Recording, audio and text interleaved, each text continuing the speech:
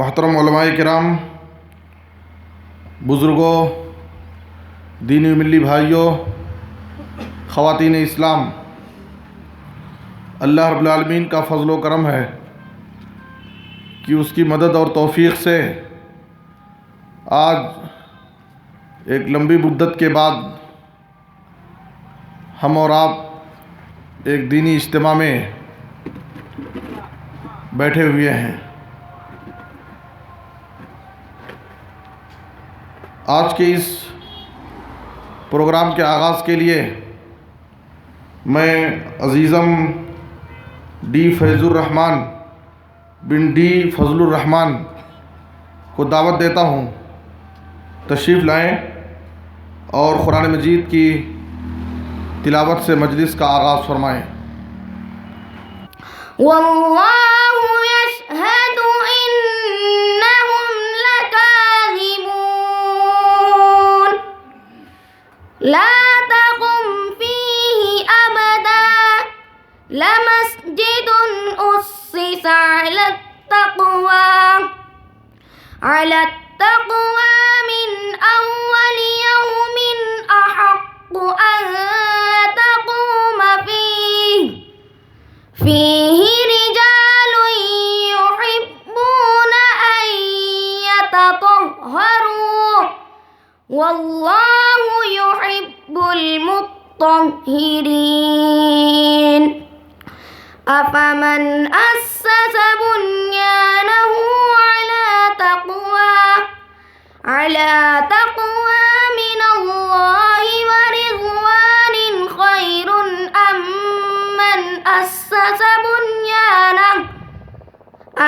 من أسس بنيانه على شفا جرف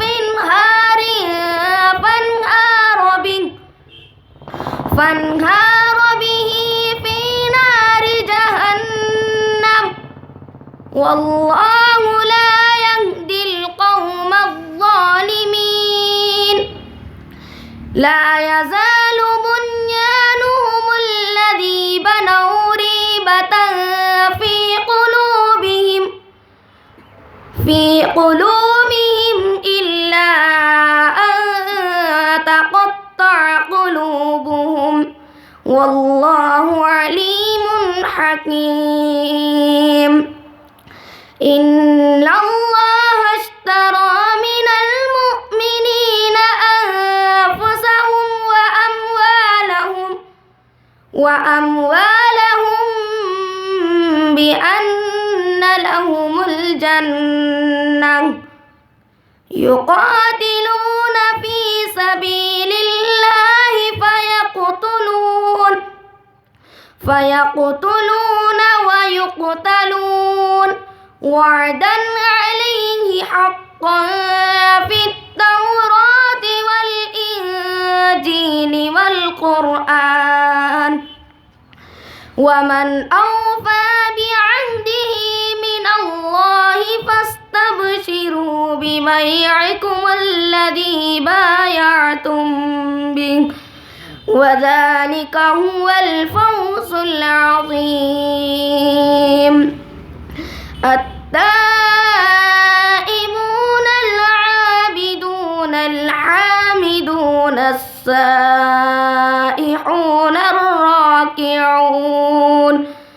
الراكعون الساجدون الآمرون بالمعروف والناهون عن المنكر والحافظون لحدود الله وبشر المؤمنين. السلام عليكم.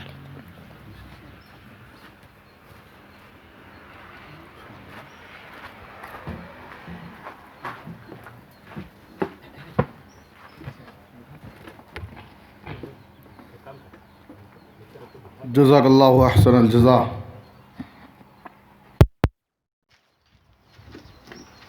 ماشاء اللہ،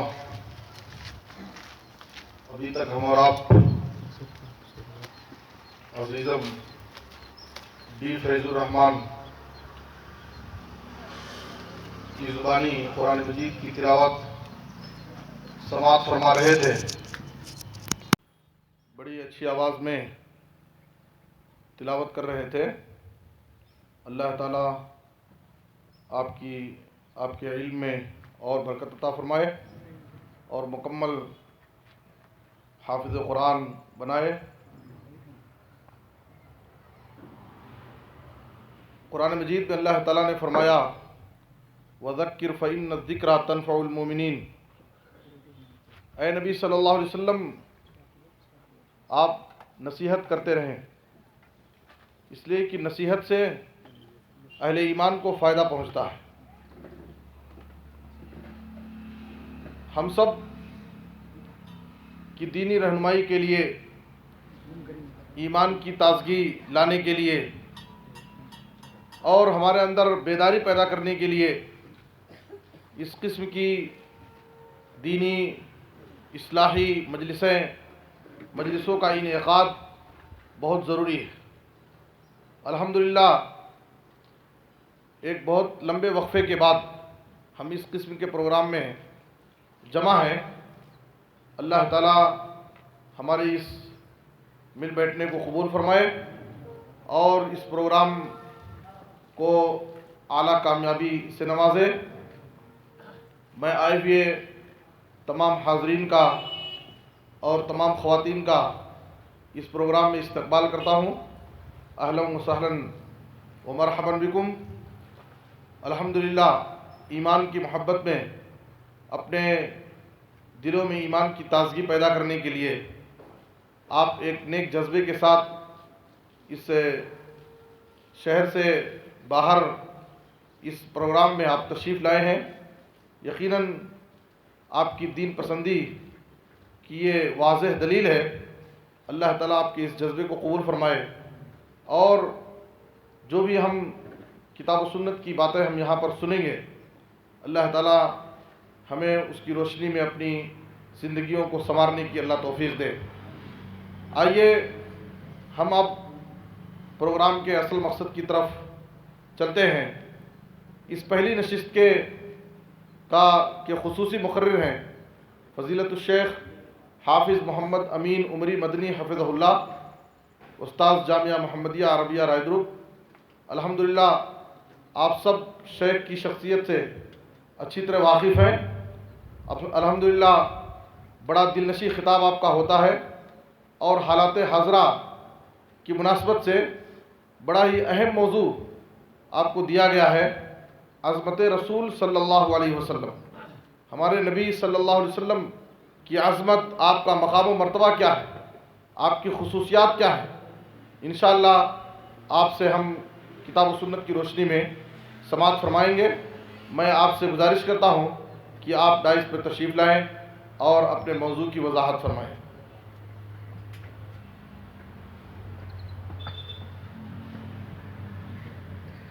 السلام علیکم ورحمۃ اللہ وبرکاتہ۔ ان الحمد للہ نحمده ونستعینه ونستغفره ونؤمن به ونتوکل علیہ ونعوذ باللہ من شرور انفسنا ومن سیئات اعمالنا، من يهده الله فلا مضل له ومن يضلله فلا هادي له، اشهد ان لا اله الا الله وحده لا شريك له، اشهد ان محمدا عبده ورسوله۔ يا أيها الذين آمنوا اتقوا الله حق تقاته ولا تموتن إلا وأنتم مسلمون۔ يا أيها الناس اتقوا ربكم الذي خلقكم من نفس واحدة وخلق منها زوجها وبث منهما رجالا كثيرا ونساء واتقوا الله الذي تساءلون به والأرحام إن الله كان عليكم رقيبا۔ يا أيها الذين آمنوا اتقوا الله وقولوا قولا سديدا يصلح لكم أعمالكم ويغفر لكم ذنوبكم ومن يطع الله ورسوله فقد فاز فوزا عظيما، فإن أصدق الحديث كتاب الله وخير الهدي هدي محمد صلى الله عليه وسلم وشر الأمور محدثاتها وكل محدثة بدعة وكل بدعة ضلالة وكل ضلالة في النار۔ فأعوذ بالله من الشيطان الرجيم ورفعنا لك ذکرک۔ قابل احترام علماء اکرام، جماعت اور جمعیت کے ذمہ داران، نوجوانان اسلام اور پردہ نشین خواتین، اس رب العالمین کا بے انتہا شکر احسان ہے جس نے ہمیں اس آخری نبی کا امتی بنایا، جس کا مقام و مرتبہ دوسرے انبیاء کے مقابلے میں برتر اور سارے انسانوں کے مقابلے میں بڑا ہی عظیم ہے۔ وہ نبی جو نبیوں کے امام، اور وہ نبی کل قیامت کے دن بھی جس کے ارد گرد ساری انسانیت جمع ہوگی۔ لاکھوں درود و سلام اللہ کے سارے انبیاء پر، خصوصاً آخر نبی محمد مصطفیٰ صلی اللہ علیہ وسلم پر، جنہیں اللہ تعالیٰ نے رحمت للعالمین بنا کر بھیجا، جنہیں اللہ رب العالمین نے دوسرے انبیاء کے مقابلے میں کئی خصوصیتیں عطا کیا، جن کا ذکر اللہ تعالیٰ نے صرف قرآن مجید میں نہیں کیا، بلکہ قرآن مجید سے پہلے تورات میں، انجیل میں بھی آپ کا ذکر رب العالمین نے کیا ہے۔ محترم حضرات، آج ہم یہاں عظمت رسول صلی اللہ علیہ وسلم کے موضوع پر کچھ باتیں کہنے اور سننے کے لیے جمع ہوئے ہیں۔ سب سے پہلے ہمیں یہ سمجھنا چاہیے کہ آخر اس موضوع کا انتخاب کیوں ہوا ہے، کس لیے اس موضوع کو چنا گیا۔ مسلمانوں میں کئی ایسے مسلمان ہیں حب رسول کے نام پر شریعت کی خلاف ورزی کرتے ہیں اور ایسے اعمال انجام دیتے ہیں جس کا تذکرہ نہ اللہ نے کیا، نہ کبھی اللہ کے رسول نے کیا، اور اسی جگہ پر بعض لوگوں پر یہ طعنہ بھی کسا جاتا ہے کہ صرف ہم ہی ہیں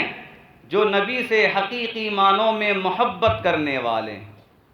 ہم ہی ہیں جو صحیح معنوں میں آپ کی عظمت کرنے والے ہیں۔ آج ہمیں یہ سمجھنے کی ضرورت ہے،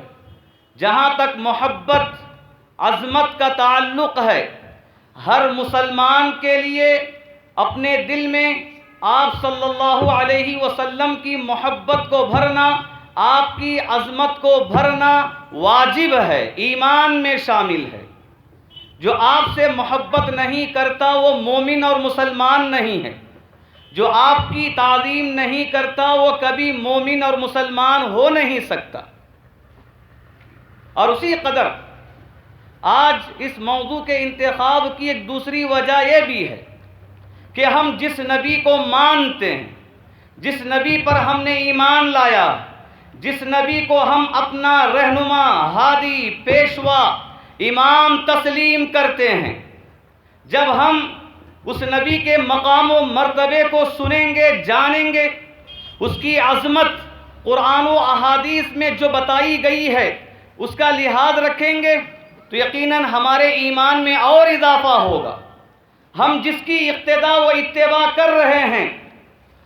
ہماری اقتداء کرنے میں اور محبت کرنے میں پختگی پیدا ہوگی۔ انسانی فطرت کے اعتبار سے یہ بات طے ہے، اگر ایک انسان کسی کے قریب ہوتا ہے یا کسی سے دل لگاتا ہے، اس کا رشتہ دلی طور پر کسی سے جڑ جاتا ہے، جب وہ اس کی اچھائیوں کو دیکھتا ہے، خوبیوں کو دیکھتا ہے، مراتب کو جانتا ہے، تو اس کے دل میں اور خوشی محسوس ہوتی ہے، اور اس کے دل میں اپنے یقین اور اپنے تصور میں اس قدر پختگی آتی ہے، وہ کہتا ہے کہ میں نے اس سے محبت کی تو میرا محبت کرنا صحیح ہے، میں نے اس کے راستے کو اختیار کیا تو میرا اس راستے کو اختیار کرنا صحیح ہے، مجھے اس کی باتیں اچھی معلوم ہوتی ہیں، میں اس کی باتوں پر عمل کرتا ہوں تو یقیناً میرا عمل کرنا کوئی غلط نہیں ہے۔ فطری طور پر بھی یہ بات ثابت ہے۔ محترم حضرات، جہاں تک اللہ کے رسول صلی اللہ علیہ وسلم کی عظمت کی بات ہے کہ آپ کی عظمت کے لیے یہ بات کافی ہے کہ اللہ تعالیٰ نے دنیا میں آپ سے پہلے آپ جیسا پیدا نہیں کیا، اور آپ کے بعد قیامت تک کوئی آپ جیسا آنے والا نہیں ہے۔ جیسا کہ حسان بن ثابت رضی اللہ تعالی عنہ نے بھی اس بات کی وضاحت آپ کی تعریف میں کی کہ کسی ماں نے آپ سے پہلے آپ جیسا پیدا نہیں کیا، اور آپ کے بعد بھی قیامت تک کوئی آپ جیسا آنے والا نہیں ہے۔ وہ اس لیے کہ آپ کے فضائل اتنے زیادہ ہیں، آپ کے مناقب اتنے زیادہ ہیں، آپ کی شان، آپ کا مقام، آپ کا مرتبہ اتنا بلند ہے کہ انسانوں میں کسی انسان کو وہ مقام نہیں دیا گیا، انسانوں میں کسی انسان کو وہ مرتبہ نہیں دیا گیا جو مقام و مرتبہ کے اللہ تعالیٰ نے آخری نبی محمد مصطفیٰ صلی اللہ علیہ وسلم کو دیا۔ اور اس کی وضاحت اللہ تعالیٰ نے قرآن مجید کی ایک چھوٹی سی آیت میں کی اور فرمایا وَرَفَعْنَا لَكَ ذِكْرَكَ، کہ اے نبی ہم نے آپ کے ذکر کو، آپ کے نام کو، آپ کے مرتبے کو، آپ کے مقام کو ہم نے بلند کر دیا، اونچا اٹھا دیا۔ اور یہ بات صحیح ہے کہ اللہ تعالیٰ نے آپ صلی اللہ علیہ وسلم کو دنیا میں بھیجا اور آپ کو ایسا بنایا کہ آپ دنیا کے ہر میدان میں، دنیا کے ہر کام میں، دنیا میں انسان جتنے بھی معاملات طے کرتا ہے، جتنے بھی کام انجام دیتا ہے، ہر جگہ پر آپ صلی اللہ علیہ وسلم اونچے دکھائی دیتے ہیں، عرفہ دکھائی دیتے ہیں، آپ کا مقام وہاں بلند دکھائی دیتا ہے۔ اگر توحید کا میدان ہے، آپ صلی اللہ علیہ وسلم سب سے بڑے عظیم اعظم موحد ہیں۔ اگر عبادت کا میدان دکھائی دیتا ہے تو آپ صلی اللہ علیہ وسلم کا مقام عبادت میں بھی بہت ہی بلند ہے۔ اگر لوگوں کے درمیان تعلقات، معاملات، رشتے ناتے، رحم کرنا، معاف کرنا، لوگوں کی خیر خواہی کرنا، لوگوں کی ضرورت پر کام آنا، ان سارے میدانوں میں اگر ہم دیکھیں تو ہر جگہ پر اللہ کے رسول صلی اللہ علیہ وسلم کا مقام و مرتبہ بہت ہی اونچا دکھائی دیتا ہے۔ ایک حدیث میں کہا گیا، صحابہ نے آپ سے پوچھا اے اللہ کے رسول صلی اللہ علیہ وسلم آپ کو کیسے معلوم ہوا کہ آپ نبی بنائے گئے؟ تو آپ نے کہا کہ جب مجھے آگاہ کیا گیا کہ میں نبی بنا ہوں تو اس وقت مجھے معلوم ہوا کہ مجھے نبی بنایا گیا۔ اس کے بعد پھر آپ نے کہا کہ میرے پاس دو فرشتے آئے، دو فرشتوں میں سے ایک فرشتے نے دوسرے سے پوچھا کیا یہ وہی انسان ہے جس کے پاس ہمیں بھیجا گیا؟ پھر ایک فرشتے نے دوسرے فرشتے سے یہ کہتے ہوئے کہا کہ اس انسان کا موازنہ ایک انسان سے کرو۔ آپ کا موازنہ ایک انسان سے کیا گیا تو وہاں آپ صلی اللہ علیہ وسلم اس مقابلے میں، موازنے میں غالب آ گئے۔ پھر فرشتے نے دوسرے سے کہا کہ اس کا موازنہ 10 انسانوں کے مقابلے میں کرو۔ جب 10 انسانوں کے مقابلے میں آپ کا موازنہ کیا گیا وہاں پر بھی آپ غالب آ گئے۔ پھر کہا گیا کہ اس کا موازنہ 100 انسانوں کے برابر کرو۔ تو جب 100 انسانوں کے مقابلے میں آپ کا موازنہ کیا گیا وہاں پر بھی آپ غالب آ گئے۔ یہی معاملہ 1000 انسانوں کے برابر مقابلہ کرنے پر آپ غالب آئے۔ آخر میں فرشتے نے دوسرے فرشتے سے کہا اگر پوری امت کے مقابلے میں بھی اس کا موازنہ کیا جائے گا تو پوری امت کے مقابلے میں یہی غالب رہے گا۔ یہاں پر آپ صلی اللہ علیہ وسلم کا مرتبہ بتایا گیا کہ ساری انسانیت میں کہ آپ کا مقام اتنا بلند ہے کہ سارے لوگ ایک طرف اور اللہ کے رسول صلی اللہ علیہ وسلم ایک طرف۔ اور اس کی وضاحت اس حدیث سے بھی ہوتی ہے جس میں قیامت کا ذکر کیا گیا، کہا گیا کہ قیامت کے دن میں اولاد آدم کا سردار ہوں اور میرے ہاتھ میں حمد نامی جھنڈا ہوگا۔ آدم علیہ السلام سے لے کر قیامت تک جتنے بھی لوگ آئیں گے سب کے سب میرے ہی ارد گرد اس جھنڈے کے تلے ہوں گے، سب میری طرف آئیں گے۔ یعنی آپ کا مقام اتنا بلند ہے کہ سارے لوگ ایک طرف ہیں اور آپ صلی اللہ علیہ وسلم تنہا مراتب میں، منازل میں، مقام و مرتبے میں آپ تنہا ہیں، کوئی آپ کا موازنہ مقابلہ نہیں کر سکتا۔ اسی لیے کسی کہنے والے نے کہا ہے کہ کفار مکہ نبی بننے سے پہلے آپ کے مراتب کو جانتے تھے، آپ کے مقام کا لحاظ کرتے تھے، آپ کے اخلاق و کردار کے لحاظ سے آپ کی عزت کرتے تھے، لیکن اس کے باوجود وہ کون سی چیز تھی کہ انہیں اسلام لانے سے روکا، اسلام سے دور کیا؟ آپ صلی اللہ علیہ وسلم کی ہر بات کو سچا سمجھنے والے، آپ کو امانت دار کہنے والے اور اپنی امانتیں آپ کے سامنے رکھنے والے، عفت و پاک دامنی کی مثال کے طور پر آپ کو پیش کرنے والے، جب اسلام پیش کیا گیا، کلمہ توحید پیش کیا گیا، تو کون سی چیز تھی کہ لوگ اس سے رکے رہے، اسلام قبول نہیں کی؟ وہاں پر آپ کے مقام و مرتبے میں کمی کی کوئی بات نہیں تھی، آپ صلی اللہ علیہ وسلم کے کردار میں نقص اور کمی کی بات نہیں تھی، بس دشمنی میں بعض نے اسلام سے اپنے آپ کو روکا یا عقیدہ آخرت پر ایمان نہ رکھنے کی وجہ سے لوگوں نے اپنے آپ کو ایمان سے، اسلام سے دور رکھا۔ تو ان سے یہی سوال ہے، اگر تم اپنی جگہ پر کامل ہو، اپنے مذہب میں کامل ہو، اپنے دین میں کامل ہو، اور تم محمد سے دشمنی کرتے ہو، تو اس جیسا ایک اعلیٰ معیار کا انسان دکھاؤ یا بن کر بتاؤ۔ یقیناً قیامت تک کوئی آپ جیسا اعلیٰ معیار کا انسان نہ بن سکتا ہے، نہ بنا سکتا، اس لیے کہ رب العالمین نے وہ خوبیاں آپ کے اندر رکھی ہیں، وہ مراتب و مقام اور وہ شان رب العالمین نے آپ کے اندر ودیت کی۔ اسی لیے قرآن مجید میں اللہ تعالیٰ نے اللہ کے رسول صلی اللہ علیہ وسلم کی تعظیم کرنے کا حکم دیا، آپ کی عظمت اور آپ کا احترام کرنے کا حکم رب العالمین نے کئی ناحیوں سے دیا، جیسا کہ رب العالمین نے سورہ فتح کے اندر فرمایا، اِنَّا أَرْسَلْنَاكَ شَاهِدًا وَمُبَشِّرًا وَنَذِيرًا، اے رسول ہم نے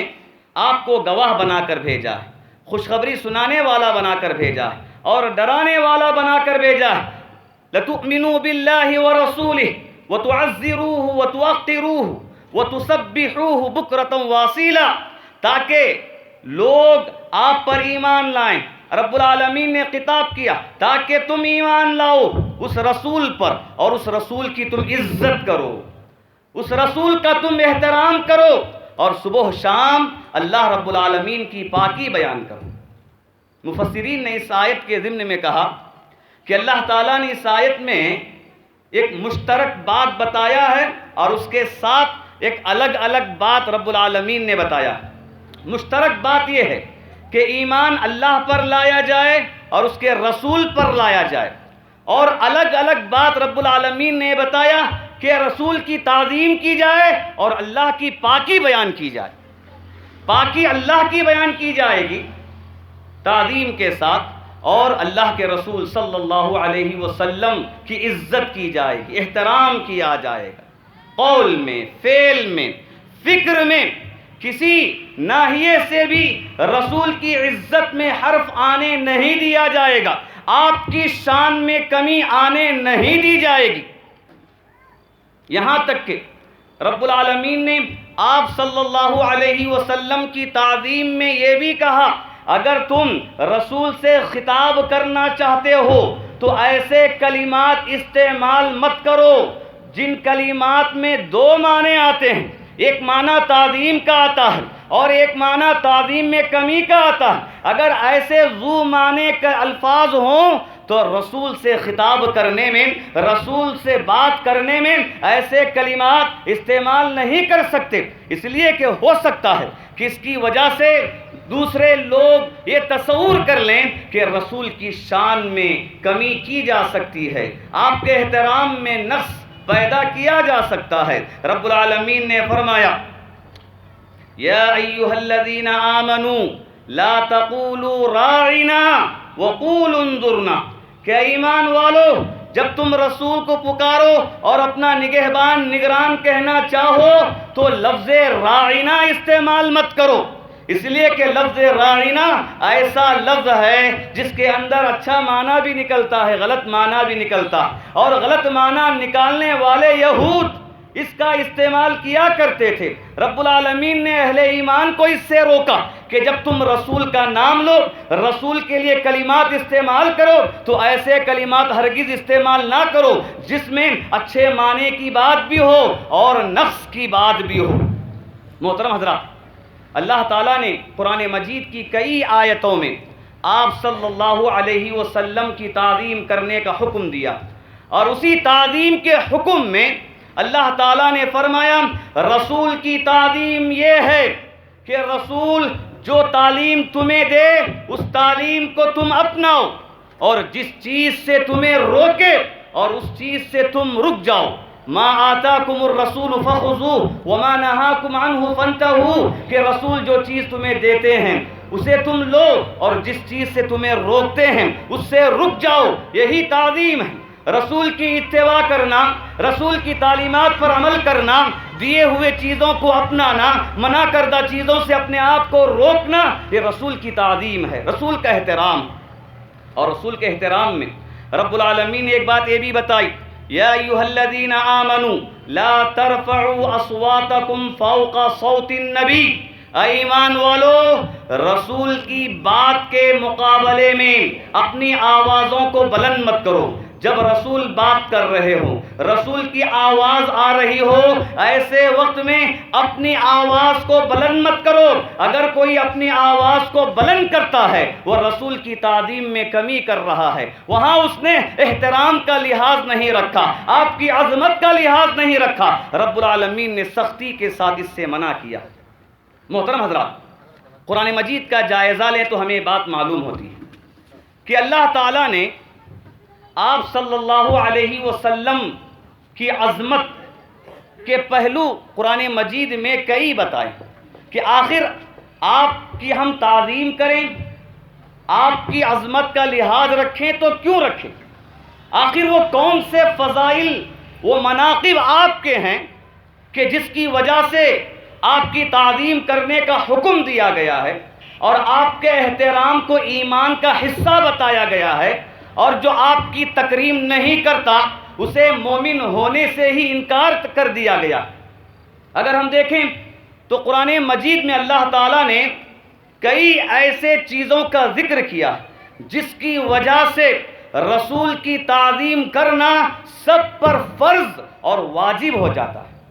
سب کے ایمان کا حصہ بن جاتا ہے۔ بلکہ یہ کہا جائے تو بالکل غلط نہیں ہے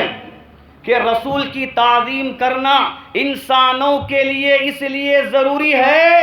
کہ اللہ تعالیٰ نے بھی رسول کی تعظیم کی۔ قرآن مجید کی آیتوں میں رب العالمین نے اس بات کی وضاحت کی اور اس کی واضح دلیل رب العالمین نے یوں دی ان اللہ وملائکتہ یصلون علی النبی یا ایھا الذین آمنوا صلوا علیہ وسلموا تسلیما، بے شک اللہ تعالیٰ رسول پر درود بھیجتا، فرشتے درود بھیجتے ہیں، اے ایمان والو تم بھی رسول پر درود بھیجو، سلام بھیجو۔ یہ الگ بات ہے کہ اللہ کے درود بھیجنے کا مطلب الگ ہے، فرشتوں کے درود بھیجنے کا مطلب الگ ہے، اور ایمان والوں سے جو درود کا مطالبہ کیا جا رہا ہے اس کا مطلب الگ ہے۔ لیکن رب العالمین نے اہل ایمان کو درود کا حکم دینے سے پہلے اپنا ذکر کیا اور فرشتوں کا ذکر کیا کہ اللہ تعالیٰ بھی درود بھیجتا ہے اور فرشتے بھی درود بھیجتے ہیں۔ اور اس سے بڑھ کر رب العالمین نے آپ کی تعظیم کا حکم اس اعتبار سے دیا کہ اللہ تعالیٰ کے نزدیک آپ صلی اللہ علیہ وسلم کا مقام اتنا بلند اور اتنا عظیم ہے کہ آپ سے پہلے اللہ نے جتنے بھی انبیاء کو دنیا میں بھیجا، ہر نبی سے اس بات کا عہد لیا، اس بات کا اقرار لیا کہ اگر تمہاری موجودگی میں یہ آخری نبی آ جائیں تو تم پر ضروری ہے کہ تم اس پر ایمان لاؤ اور اس کی تعظیم کرو، اس کی عزت کرو اور اس کی مدد تم کرو۔ ہر نبی سے رب العالمین نے اس بات کا وعدہ لیا، جیسا کہ اللہ تعالیٰ نے قرآن مجید میں فرمایا وَإِذْ أَخَذَ اللَّهُ مِيثَاقَ النَّبِيِّينَ لَمَا آتَيْتُكُم مِّن كِتَابٍ وَحِكْمَةٍ ثُمَّ جَاءَكُمْ رَسُولٌ مُصَدِّقٌ لِّمَا مَعَكُمْ لَتُؤْمِنُنَّ بِهِ وَلَتَنصُرُنَّهُ